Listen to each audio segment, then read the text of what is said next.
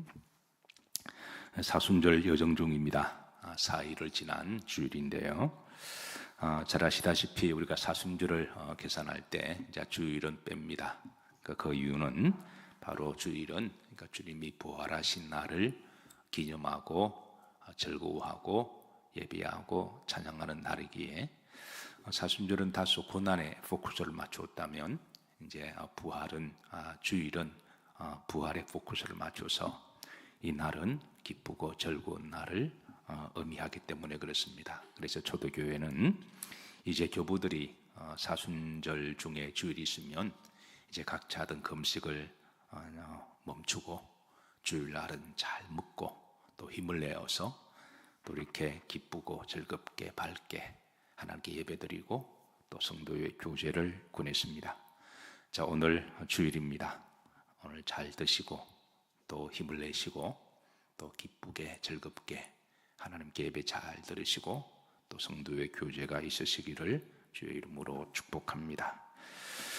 자, 우리는 지난번에 성령의 열매 중에 사락, 희락, 화평까지 살폈습니다. 우리 이제 화평다 하면은 오래 참음인데요. 이 오래 참음은 우리가 이제 지난번에 사랑에 대한 속성 중에 오래 참음이 있어서 그냥 지나가도록 합니다. 그리고 이제 그다음 다섯 번째, 오늘은 자비라고 하는 열매인데요. 어쨌든 여러분 열매를 많이 맺는 것은 좋은 일입니다. 나무를 심었는데 꽃을 심었는데 때가 돼 열매를 맺는 것은 참 좋은 일이죠. 보기도 좋고 또 열매를 따 먹을 때도 좋고 또 열매가 많이 맺히면 혼자 먹기가 다 버겁습니다. 하나님은 나무를 심어서 열매를 많이 맺히게 되면 혼자 다 이렇게 먹도록 주신 게 아니라 주의 이름으로 나누라고 주신 줄로 믿습니다. 그래서 본인도 충분히 드시고 그리고 이제 주변 사람들에게 주의 이름으로 나누고 그럴 때 열매가 복음의 통로가 되어서 또 하나님 영광 받으실 줄로 믿으시기를 바라며 열매를 많이 맺으시기를 주의 이름으로 축복합니다. 어차피 혼자 다 먹겠다고 놔두면 다 썩어버립니다. 다 갖다 버릴 수밖에 없는데 하나님이 잠깐 맡겨주셨을 때에 기쁨과 즐거움으로 주의 이름으로 나누시기를 주의 이름으로 축복합니다. 자, 갈라디아서 5장 22절입니다. 여기 이제 자비라고 되어 있습니다. 크레스토테스라는 말인데요. 자, 이 불교의 교리, 불교의 교리가 상당히 복잡하죠. 한자로 되어 있고 또 워낙 이제 사문 선답 형식으로 많이 되어 있어서 참 복잡한데 그 복잡한 불교의 그런 선문답의 그 교리를 한마디로 딱 압축하라면 이제 불교의 고승들은 이렇게 대답합니다. 부처님을 묘사할 때 여러분 많이 들어보셨을 거예요. 대자 대비 하신 부처님이라는 말로 딱 요약이 가능하다 그래요. 근데 이제 대자 대비는 클대자 자, 클대자 비, 한마디로 이제 자비. 그러니까 이제 자비가 큰 부처다라고 그렇게 부처의 속성을 드러냅니다. 여기 이제 클대는 사랑 자자라고 말하고 비는 슬플비라고 말을 합니다. 그러니까 큰 사랑과 큰 슬픔. 자, 글자 그대로 풀면 그러한데요. 언뜻 이해가 안 됩니다. 그래서 이제 불교에서는 이 자를 기쁠 자라고 그렇게도 번역을 하더군요. 자, 그렇게 되면 뒤에 슬플비와 대조가 되어서 이해가 쉽게 됩니다.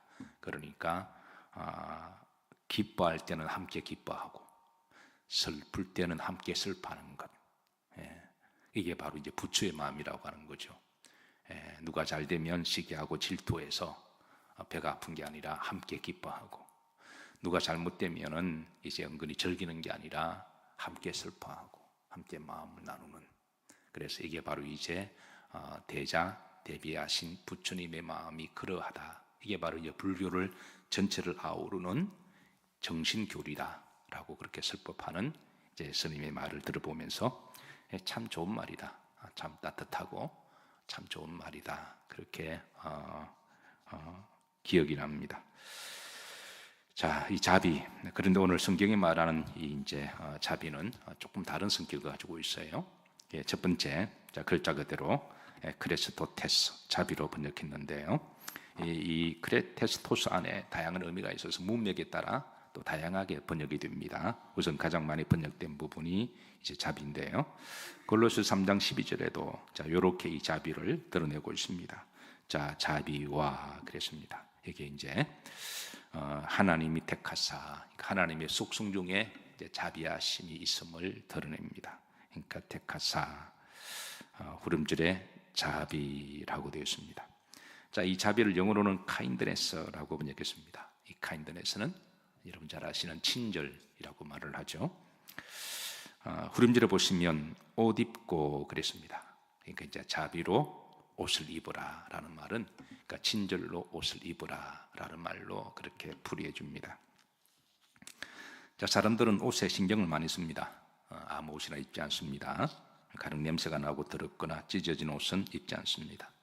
어디 나갈 때 또 중요한 사람을 만날 때 가급적이면 단정하고 깨끗하고 자신의 얼굴이나 몸의 톤과 잘 맞는 그런 돋보이는 옷을 입습니다. 그리고 어떤 분들은 옷 한 벌에 상당히 고가함에도 불구하고 자신과 딱 맞으면 그 돈을 지불하고 그 옷을 기쁘게 사는 것을 바라봅니다. 마찬가지로 하나님은 우리가 이제 하나님 앞에 나올 때 우리가 입어야 될 옷은 자비의 옷인 줄로 믿습니다. 하나님은 기본적으로 자비하신 하나님이세요. 우리를 향하여 항상 카인드네스 하시고 우리를 친절하게 맞이하시는 하나님이시니까 여러분 교회 오실 때에 가급적 여러분이 가장 좋은 옷을 입고 오시기를 주의 이름으로 축복합니다. 그게 하나님에 대한 예우입니다. 우리가 사람을 만나더라도 중요한 사람 만나면 그냥 아무렇게 그냥 티셔츠나 입고 청바지 입고 만나지 않잖아요. 그러니까 내가 가장 좋아하는 가장 품위가 있고 가장 깨끗하고 가장 정장을 그렇게 고르고 골라서 그렇게 해서 우리가 중요한 분을 만나거나 또 뭐 대통령을 만나면 그렇게 만나지 청바지 입고 그렇게 가는 건 아니잖아요. 자, 한때 미국 교회에서 LA 중심으로 이제 LA 사람들은 날씨가 더우니까 뭐 티셔츠 하나가 입고 청바지 입고 그렇게 이제 막 다녔습니다. 그래서 소위 구도자 예배라는 형식이 들어왔습니다. 그러니까 구도자 예배는 이제 믿지 않는 사람들을 교회로 좀 더 쉽게 인도하기 위해서 그래서 문턱을 좀 낮추자라는 의미에서 이제 구도자 예배가 시작되었습니다. 그 시도 자체는 나쁘다고 생각하지 않아요. 이제 믿지 않는 사람들이 교회 문턱 넘는 게 생각보다 쉽지 않아서 길 가다가 운전하다가 뭐 아무나 들어와서 예배드리라고 하는 거죠. 근데 문제는 예배의 중심은 여러분 아무리 구도자 예배지만 예배의 주인공은 여러분 사람입니까 하나님입니까? 그 하나님이시잖아요. 그런데 이게 너무 구도자 예배에 포커스를 맞추다 보니까 이게 이제 예배 중심이 사람이 되어 버린 듯한 그런 예배가 되었습니다. 대표적으로 옷인데요. 누구나 오셔서 이제 교회 들어올 수가 있지만 그래서 예배를 인도하시는 분들은 하나님께 예배드리니까 즉 최대한 정장을 하고 정성껏 하나님께 예배드리는 본이 되어야 되거든요. 그러면 아무것도 모르고 뭐 처음 오신 분들이 교회를 잘 모르니까 생리도 모르고 예배도 모르고 하나님도 모르니까 뭐 스랩박 끌고 청바지 입고 뭐 티셔츠로 들어올 수는 있지만 그렇게 들어와서 보니까 하나님께 이렇게 예배드리는구나. 모델이 있어야 되니까 참 정성껏 경건하게 밝게 기쁘게 드려야 된다. 이렇게 이제 변화되어 가는 게 돼야 되는데 구도자 예배를 사람에게 포커스하다 보니까 심지어 목사들까지도 믿지 않는 사람들에 맞추어서 티셔츠 하나 입고 청바지 입고 주머니 손 놓고 이렇게 예배를 드리게 된 거예요. 그렇게 하면서 시간이 지나면서 그게 마치 신시대의 예배인 것처럼 마치 앞서가는 것처럼 뭔가 세련되고 자유로운 것처럼 이렇게 정착화되면서 구도자 예배가 점점 이 세속화되어가는 그런 형태를 띠게 되었습니다. 그러니까 중심이 본질은 자꾸 사람의 중심이 맞춘다는 거예요. 그래서 사람들이 보면서 교회가 좀 낯설고 좀 상징이 많으니까 어려우니까 그 교회 상징물 하나씩 또 다 이렇게 저게 뭐지 빼버린 거예요. 빼다 보니까 십자가까지 다 빼버린 겁니다. 십자가를 빼서 구석에 그냥 몰아놓고 그러니까 점점 사람 중심으로 예배가 되는 그 중심의 본질이 그게 이제 문제가 신학적으로 문제가 된 것이죠. 그래서 우리가 편하게 즐겁게 드리는 거 좋은 건데 항상 우리의 예배의 중심은 어디에 두고 있는 건가요? 하나님께. 그렇다고 해서 미국의 예배가 모두 다 구도자 예배냐? 그렇지 않습니다. 또 그거를 추구하는 예배 형태가 있는가 하면 또 보수적으로 예배드리는 교회는 굉장히 보수적입니다. 예. 제가 잠깐 미국에 이제 좀 가족들을 볼 시간이 있을 때 시간이 나면 이제 여러 교회를 탐방해 봅니다. 그러니까 목사가 한 교회만 섬기다 보니까 다른 교회를 볼 그런 기회가 없거든요. 그럴 때 정말 좋은 기회가 되면 꼭 탐방을 해서 이분들은 어떻게 예배를 드리는지, 그래서 이제 배울 거는 배우고 또 조심할 거는 조심하는 그런 시간이 되는데요. 저 남쪽에 침례교회를 예배드렸는데 그거는 어린아이부터 다 양복 입고 와요. 그 부모가 아이들에게 제일 좋은 옷을 입게 하고 아이들도 단정하게 그렇게 들어오는 모습이 너무너무 보기가 좋아요. 그래서 미국에도 굉장히 성경적으로 거룩하면서도 기쁘게 즐겁게 그래 정성껏 예배드리는 그런 교회가 굉장히 많습니다. 또 그런 교회가 부흥되는 교회는 부흥하고요. 구도자 예배가 결국은 부흥을 위해서 그런 예배를 도입한 거거든요. 근데 교회가 부흥해야 되지만 부흥이 목적이 되어서는 안 돼요. 교회의 목적은 하나님께 예배입니다. 예, 하나님께 예배가 첫 번째지 부흥을 위해서 하나님까지 이렇게 살짝 바꾸어 버리거나 그렇게 되면 이게 굉장히 곤란한 신학적 문제가 생기거든요. 그래서 어쨌든 기본적으로 우리가 존귀하시고 전능하신 하나님 앞에 나올 때는 우리가 이제 얼굴과 몸의 자비함으로 우리가 친절함으로 기쁘게 나와야 되지만 이 옷을 입고라는 말도 우리가 꼭 기억하셔서 그래서 여러분이 제일 정성껏 제일 좋은 옷, 제일 그래도 품위가 있는 옷을 그렇게 입고 나오시길 주의 이름으로 권면하고 부탁합니다. 그게 하나님에 대한 마땅한 예우죠. 머리도 감고 또 양치질도 하고 또 목욕도 할 수 있으면 하시고 단정하게 그게 하나님에 대한 예우지 그냥 자다가 머리도 안 감고 그냥 쓰레빠 씻고 편하다고 들레들레 와서 이렇게 하면 그건 기본적인 예우가 아니라고 하는 것이죠. 자, 이 자비로 옷을 입고 그랬습니다. 또 뿐만 아니라 우리가 이제 성도 간에 교제할 때도 이제 친절하게 그렇게 옷을 입고 성령의 열매를 맺고 사납고 그렇게 좀 그런 모습이 아니라 밝고 환한 얼굴의 모습으로 또 교인들을 만나고 또 그렇게 예배하고 그게 바로 성령의 열매라고 하는 것이죠. 오늘 이 친절한 열매를 많이 맺으시기를 주의 이름으로 축복합니다. 자, 두 번째 선으로 번역되어 있습니다. 로마서 3장 12절에 보시면 이걸 이제 선이라고 번역이 되었는데요. 자, 이 선 역시 하나님의 성품이며 예수 그리스도의 인격입니다. 이 선을 이제 초대교회에서는 이것을 이제 착함으로 번역했습니다. 다른 예를 들어서 이제 포도 주스를 마실 때 고대에서는 이제 포도 주스를 물로 대신했습니다. 중동 지역은 물이 석회색이 많기 때문에 정말 클린 워터가 정말 그리 많지 않았습니다. 그래서 이 클린 워터 대신에 이제 이 포도즙을 짜서 그렇게 대신했는데 포도주가 아닙니다. 포도즙입니다. 그래서 이제 포도즙을 짤 때 올리브유처럼 처음에 짠 것을 가장 좋은 포도즙으로 그렇게 하겠습니다. 옛날에는 보관 방식이 없었으니까 그래 포도즙을 짜면 처음에 첫 번째 순수하고 액기스의 포도즙은 이제 물을 대신하기도 하지만 여러분 잘 알다시피 한 모금 마시면 더운 날씨 가운데 시원하게 넘어가잖아요. 그때를 바로 크레테스토스라고 불렀습니다. 그러니까 그때 복에 넘어가는 이 맛은 참 순하고 그리고 착한 맛이다. 그럴 때 이 용어를 사용했거든요. 근데 그 포도즙을 짜고 놔두면 옛날에는 보관 방식이 나무나 이제 양 가죽에 이렇게 했는데 시간 지나면 발효가 되잖아요. 그러면 이게 시큼시큼해집니다. 그래 목에 넘어갈 때 목이 시큼시큼하고 당도도 떨어지고 해서 이거는 안 좋은 포도즙으로 그렇게 이제 분류가 되어지는 것이죠. 그러니까 지금 포도 와인 생각하면 안 됩니다. 어쨌든 포도즙이 그런데요. 그래서 이제 처음 짰을 때 목에 시원하게 넘어갈 때 그때 이 포도즙은 참 착하다, 참 순하게 잘 넘어간다, 내 목을 부드럽게 한다. 그럴 때 크레테스토스라는 말을 썼는데요. 자, 성령의 열매는 바로 이런 것임을 드러냅니다. 착하고 순하게 잘 넘어가는 것. 저는 가끔 그렇게 자주 묵상합니다. 하나님 우리를 제물로 받으실 때 왜 늑대가 힘 있잖아요. 또 뱀은 무기가 있잖아요.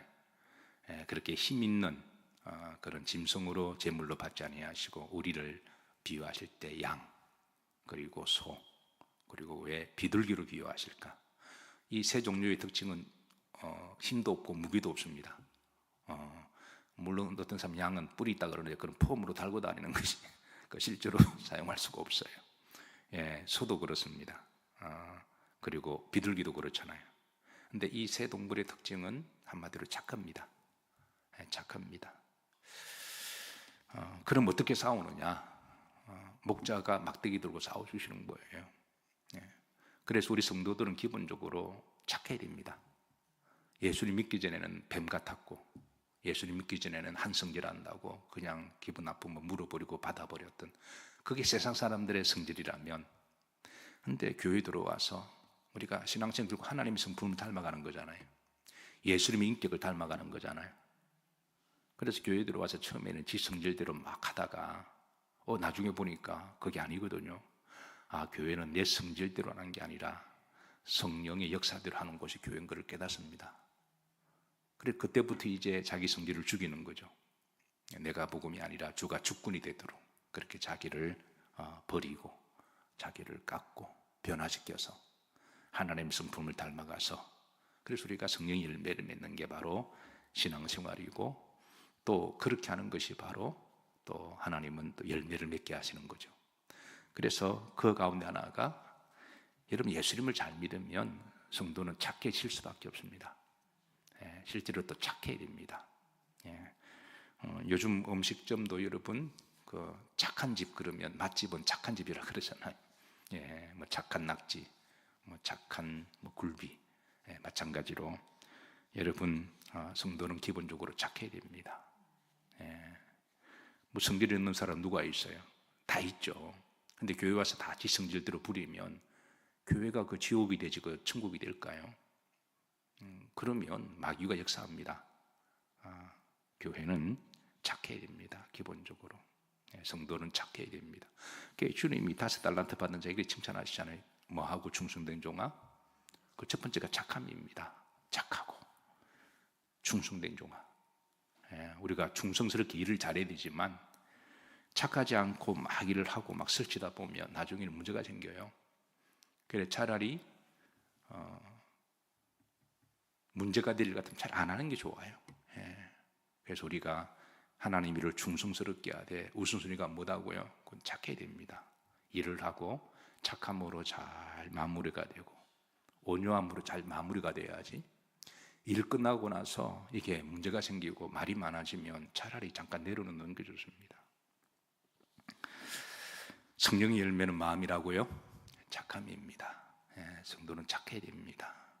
우리가 밖에 나가서도 믿지 않는 사람을 볼 때 저 사람 참 착하다, 교회 다니니까 착해졌더라, 이게 듣기 좋은 소리지. 교회 다니는데도 사납더라, 성깔이 있어 조심해야 돼, 그러면 그 전도문이 다 막히는 거거든요. 그래서 기본적으로 착해야 됩니다. 집에 가서도 배우자 앞에서도 착해야 되고, 가족들 앞에서도 착해야 되고, 그래야 그게 믿는 사람이지. 오늘도 성령의 열매를 많이 맺으시기를 주의 이름으로 축복합니다. 자, 세 번째 인자함으로 번역이 되었어요. 로마서 11장 22절에는 하나님의 인자 크레스토테스, 이 똑같은 말인데 인자로 번역했습니다. 인자, 하나님의 인자. 인자는 바로 헤세드, 구약의 헤세드라는 말이죠. 사랑이라는 말입니다. 그러니까 인자라도 번역이 되기도 하고요. 역시 하나님의 성품이고 예수 그리스도의 인격입니다. 사랑, 그리고 인자심. 그래서 성령의 열매는 인자심입니다. 마태복음 7장 17절에 보시면 주님은 그 열매를 통해서 그 나무를 알 수가 있다. 그 나무의 성질은 열매를 통해서 분별한다라고 일러주셨어요. 합독합니다. 이와 같이 좋은 나무마다 아름다운 열매를 맺고 못된 나무가 나쁜 열매를 맺나니 그랬습니다. 그러니까 이제 좋은 나무마다 아름다운 열매를 맺는다. 20절입니다. 합독합니다. 이러므로 그들의 열매로 그들을 알리라. 우리 흔히 이제 교회 다니다 보면 어떤 분은 난 믿음 좋다라고 지나치게 자기 믿음을 강조하는데 그런다고 누가 알아줄 사람도 없습니다. 자연스럽게 열매 보면 알아요. 자연스럽게 열매를 보면 저분은 믿음이 좋으시구나. 성령의 열매를 보면 알 수가 있습니다. 자, 믿음 생활을 여러분 하루하루 연수가 쌓이고 또 이렇게 주님께 더 가까이 가면서 열매를 맺는다고 하는 것은 참 보기 좋은 일입니다. 그리고 축복입니다. 열매를 많이 맺으면 첫 번째 누가 좋아요? 본인이 좋은 거죠. 본인이 그 열매를 먹고 누리는 거니까. 또 그 열매를 통하여 또 이웃들에게 또 나눠주기도 하고. 하나님 너희들의 열매를 많이 맺으면 요한복음 15장에 보면 예수님께서 포도나무 비유를 드시고 너희가 열매를 많이 맺으면 내 아버지께서도 뭘 받으실 것이요? 영광을 받으실 것이라 하신 것처럼 오늘 주일입니다. 열매 맺기 딱 좋은 날입니다. 열매를 많이 맺으셔서 하나님 영광 올려드리시고 여러분들도 즐겁게 잘 드시고 또 성도들에게도 많이 나누어주는 복된 날 되기를 주의 이름으로 축복합니다.